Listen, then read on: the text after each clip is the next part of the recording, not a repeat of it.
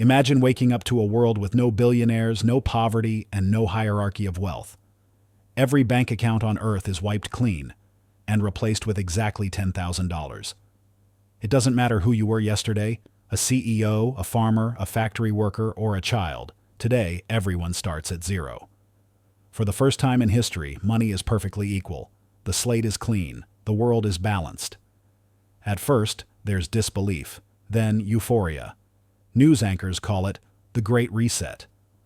Social media explodes with videos of people celebrating, shopping, dreaming. Across continents, families eat like royalty, the poor breathe freely, and the rich stare in silence at balances that look like everyone else's. Governments frame it as justice, a global reboot to end inequality once and for all. The message is simple. You now have enough. No debt, no excuses, no dependence. $10,000 to start fresh, to rebuild the world on fairness. But beneath the celebration, something ancient begins to stir. Human nature. Prices explode overnight. A loaf of bread that cost $2 now costs $20. Every store is full of cash and empty of goods. The same factories that once made luxury items now can't keep up with basic demand. Economies built on scarcity are choking on abundance. The poor finally have money, but the system they live in still runs on control. And control doesn't vanish just because the numbers reset. It simply waits for a new imbalance to emerge. Meanwhile, those who once ruled the old world aren't starting from nothing. Not really. They still have what money can't buy: knowledge, connections, power. They watch quietly as the rest of the planet rushes to spend their newfound equality into extinction. Within hours, markets collapse. Currencies lose meaning. Governments scramble to freeze trade, impose limits, rewrite rules. What began as utopia feels more like an earthquake. Because while the reset erased inequality of wealth, it didn't erase inequality of behavior. And that difference, not money, is what will decide who rises again. The Great Reset didn't destroy capitalism. It just restarted the game. And this time, everyone thinks they can win. Equality feels beautiful for about 10 minutes. The moment every person on Earth receives $10,000, the world erupts in celebration, and then in panic. Overnight, streets fill with shoppers, airlines sell out, restaurants overflow, factories run 24 hours a day. For the first time, demand is infinite and supply is not. The economy designed for imbalance begins to suffocate on fairness. Prices explode, rent triples, food becomes scarce. A gallon of milk costs $50 by the end of the first week. Not because milk changed, but because human behavior did. When everyone can afford everything, nothing is affordable. Governments step in to calm the chaos. Price caps, spending limits, digital rationing. But it's too late. The logic of scarcity has returned, disguised as inflation. The rich are gone, but inequality isn't. It's simply rebuilding itself through speed, not money. Those who buy early resell later. Those who understand the rules exploit them. The reset was fair only on paper. In marketplaces across Africa and Asia, barter replaces currency. Farmers trade crops for tools. Builders accept gold, fuel, or food instead of cash. Money, equal in quantity, has lost its meaning. Trust, the oldest currency of all, quietly returns. Meanwhile, chaos becomes global culture. Economies collapse not because people lack money, but because they don't know what it's worth anymore. Banks fail. The stock market disappears. Nations close their borders to stop the flood of devalued cash. And amid it all, patterns emerge. Some people save their $10,000 waiting for stability. Others gamble it, chasing quick fortune. The cautious grow poorer as inflation devours their patience. The reckless, strangely, adapt. Within weeks, black markets rise, fueled by instinct, ambition, and risk, the same forces that created inequality in the first place. By the end of the month, the dream of equality is over. The new hierarchy has already begun to form, not of wealth, but of wisdom. The people who understand money's behavior start replacing those who only celebrate its possession. The Great Reset promised fairness. What it delivered was the purest experiment in human nature, a reminder that equality is easy to imagine and impossible to maintain, because even when everyone starts the race at the same line, some people still learn to run faster. By the end of the first year, equality is already a memory. The global experiment that began with balance has fractured into chaos, and now into order. A new kind of order. The kind that looks suspiciously like the old one. When every person on Earth received $10,000, it seemed like a reset of destiny itself. But the world didn't restart. It rebooted with memory intact. People didn't forget how to compete, how to manipulate, how to plan. Within months, the same instincts that built inequality began rebuilding it again. Those who understood money, how to lend it, how to multiply it, how to protect it, started rising. They bought land while others bought luxuries. They opened shops while others waited in line. They loaned cash at interest to neighbors who had already spent theirs. By the end of the first year, some had turned $10,000 into $100,000. Others had nothing left but regret. Markets evolved too. With no billionaires or corporations, small clusters of power emerged. Local traders, regional lenders, black market brokers. They didn't need to be rich.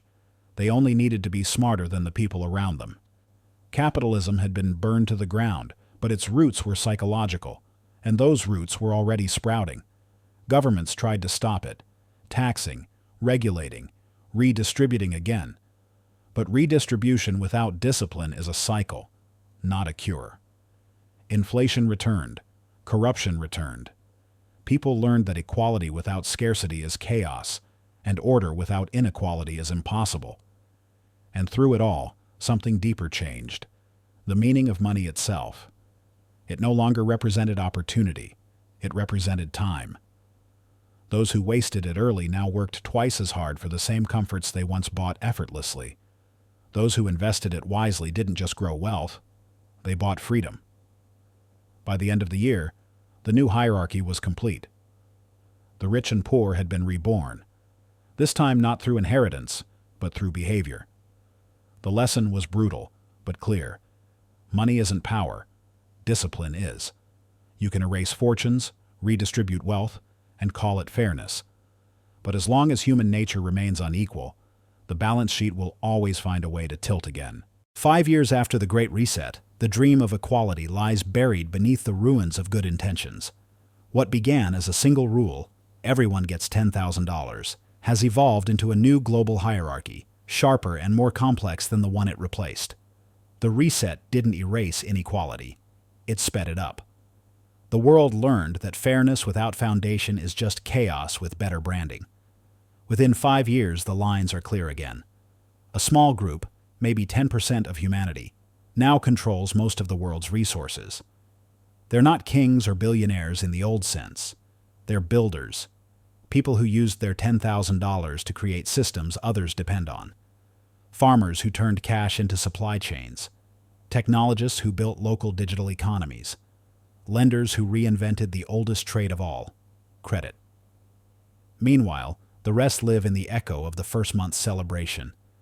Their money long gone, they drift between unstable jobs and inflated markets, where everything costs more and means less. For them, the reset was just a brief illusion of control before the familiar patterns returned. New currencies emerge, local tokens, trade credits, even private money issued by collectives. But every new system follows the same rule. Those who create it win. Those who follow it survive.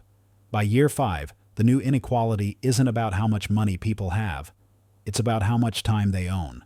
The wealthy now buy hours of others' labor, freedom, and attention, rebuilding the same power dynamic that once defined civilization. Governments call it recovery. Economists call it stabilization. But the truth is simpler. Human nature has rebuilt the pyramid. Even morality begins to bend. In the beginning, the rich were resented. Now they're admired again. Proof that even in an equal world, some people rise. That hope, or delusion, keeps everyone else moving, working, believing. The Great Reset was supposed to end class. Instead, it proved that class doesn't come from money. It comes from momentum, because equality can erase wealth, but it can't erase behavior. And in the long run, behavior always compounds faster than interest. For the first time in centuries, the sky is empty. No towers of wealth, no names on rockets, no empires carved from ambition. The billionaires are gone, erased by the Great Reset. What's left is a world that thought it wanted equality, only to discover how much it relied on imbalance. At first, it feels liberating. No more monopolies, no more dynasties, no more faces on magazine covers claiming to change the world. Power seems dispersed. The gap between the highest and lowest earners has narrowed to a whisper. For a moment, humanity breathes easier. But without billionaires, something else disappears. Risk. The towering projects that once stretched across decades, the industries built on speculation, the wild ideas that demanded impossible confidence, they vanish. No one builds the next electric car, the next internet, the next moonshot. Because everyone now thinks in increments, not leaps. $10,000 at a time. Economies flatten into safety. Governments become the new venture capitalists, deciding which innovations deserve funding. Progress slows.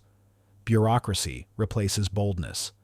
The very system that once punished greed now begins to suffocate imagination. And yet, the absence of the ultra-rich doesn't bring peace. It brings nostalgia. The public that once despised excess now misses its spectacle. People remember that billionaires didn't just represent inequality. They represented possibility, a distorted mirror of what humans believe they could become. Without them, ambition itself feels smaller. Power, of course, doesn't vanish. It mutates. In a world without billionaires, states become the new corporations. Influence shifts from individuals to algorithms, from CEOs to committees. Wealth is still concentrated. It's just hidden behind policy instead of penthouses. 5 years after the reset, inequality no longer has faces. It has systems. No villains to point to, no heroes to idolize. Just the quiet hum of machinery that distributes fairness unevenly. The world without billionaires isn't heaven. It's balance, sterile, stagnant, and unremarkable. Humanity didn't destroy greed. It just redistributed it evenly. Because ambition doesn't die with the rich. It only waits for the next empty throne. In the end, the Great Reset didn't fail because it was unfair. It failed because it was human. The experiment began with perfect equality. Every person, rich or poor, starting from the same balance. But equality of wealth isn't equality of will. You can divide money evenly, but you can't divide discipline, knowledge, or fear. Within months, the world rediscovered what history has tried to hide. That fairness and sameness are not the same thing. The first ones to rise were not the richest or the strongest, but the most curious, those who treated $10,000 not as a finish line, but as seed money. They built systems, hired others, created value. The rest spent, waited, hoped. And just like that, inequality returned. Not through corruption, but through behavior. By the end of 5 years, humanity had rebuilt the pyramid it tried to destroy. The faces on top had changed, but the structure hadn't. The same forces that drive progress, ambition, risk, greed, innovation, are the same ones that create inequality. You can't remove one without erasing the other. Governments called the reset a noble failure. Economists called it a social experiment. But to ordinary people, it was a mirror. It showed that money is not the great equalizer. It's the great amplifier. It takes what's already inside you and magnifies it. The disciplined become freer. The reckless become poorer. If everyone starts with $10,000, it's not money that decides the outcome. It's mindset. The Great Reset was supposed to erase history's mistakes. Instead, it revealed its pattern. Every time humanity tries to start over, it ends up where it began. Because what separates us isn't the size of our wallets. It's the size of our choices. Equality can be given, but stability must be earned. And maybe that's the real lesson. That wealth isn't what you own. It's how long your decisions survive without you. The experiment ended the way all utopias do, not with violence, but with realization. that the dream of a fair world isn't broken by money. It's broken by memory, the memory of how to build it all over again.